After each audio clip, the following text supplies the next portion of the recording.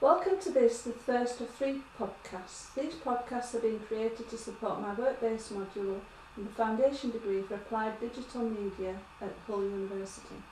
May I welcome to this recording the teacher I'm working with, Sue Thompson. Hi Lynn.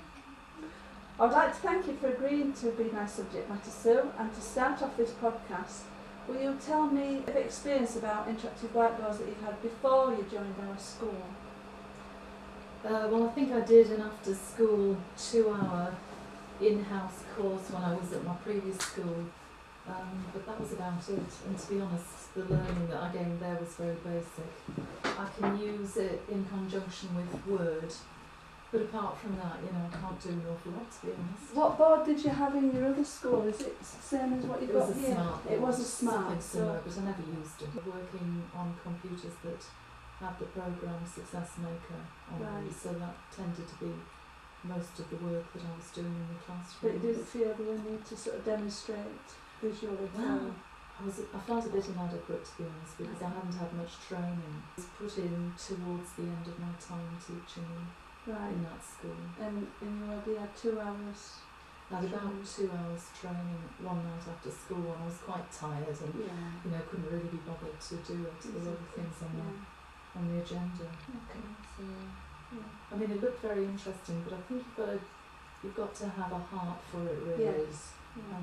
And for me, computer work tends to be quite needs-based, so if I have to do it, then that's when I get down to it. I find it quite interesting here when Sue talks about having to have a heart to learn, and it is on a needs basis only then she can get down to it.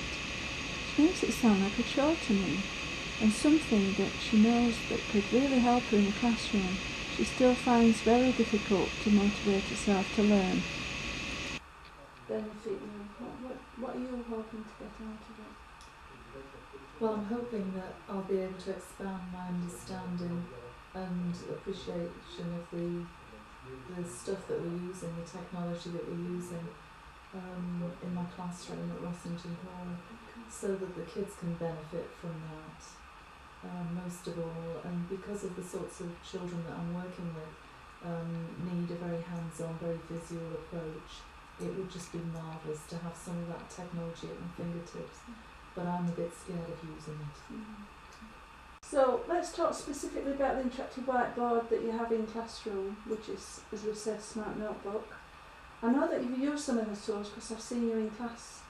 What tools do you know that the Smart has got already that you've used and you're aware of? I can use the pens in different ways, so I can now get a colourful line or use it to put some stars up, a line of stars, that kind of thing.